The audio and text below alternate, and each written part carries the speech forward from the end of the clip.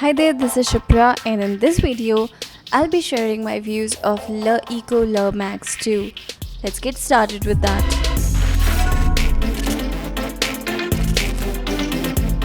This review is based on the 6 gigs of RAM and 64 GB storage variant of Le Max 2, and it is available in the market at Rs 29,999.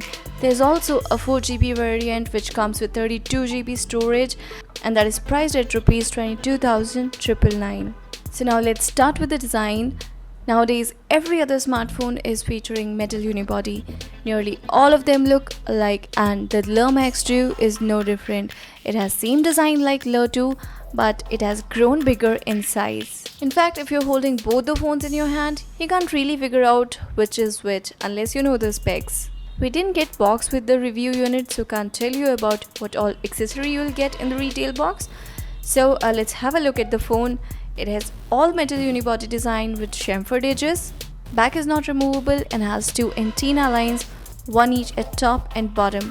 To the back, over the top, it has 21 megapixel primary camera, dual LED flash and a fingerprint sensor below to it. Well, in my opinion, fingerprint sensor could have been better.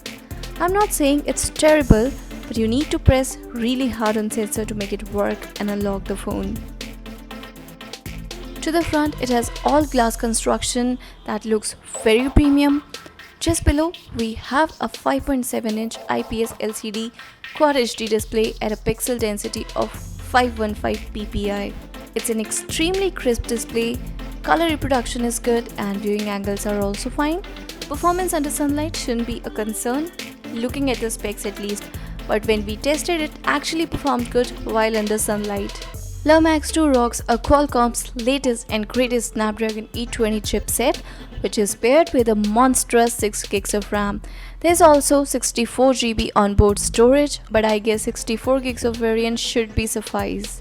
I opened up tens of apps including Google Chrome with multiple websites open in tabs and switched between them randomly, and I didn't see any hint of lag. I also played few graphic intensive games continuously for over an half hour, and I'm happy to say neither I sensed frame drops nor I felt any heating issue. Benchmark scores are decent too. Overall performance is spot on. I have also posted a dedicated gaming review of Le Max 2.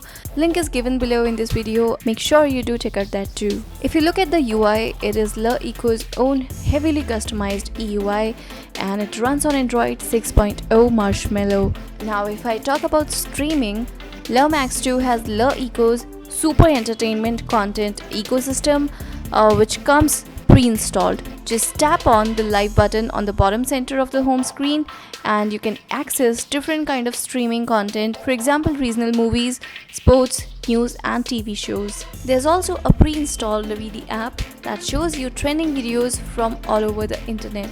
These integrated streaming services add quite an additional overall value to Le Max 2, as the smartphone comes with a year of LeEco membership worth Rs 4,900. However, you will need to have a LeEco account to be able to enjoy all of this. In terms of camera, Le Max 2's 21 megapixel primary camera managed to take some great shots in ideal lighting condition. Color and contrast levels were accurate and the images had decent amount of details. However, low light images were just about average. As for the video recording, the full HD video samples came out nicely. Unfortunately, 4K videos ended up being a bit grainy and slow motion results were also not satisfactory. It looked quite faded.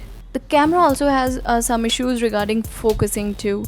In terms of front camera, 8 megapixel front facing camera was good. For occasional selfie and video calling, it should be more than sufficient. Le Max 2 comes with a 3100 mAh non-removable battery, which is relatively small battery, but surprisingly, I got over a day of intense usage. Also, I got over 2 days of backup while browsing the web on 4G, taking calls, watching YouTube videos, and pinging a few WhatsApp messages. Ideally, you should be able to get a solid 2 days of moderate usage once fully charged. The battery also comes with quick charging, which company calls the Le Supercharge, and it actually speeds up the charging process, so no complaints here.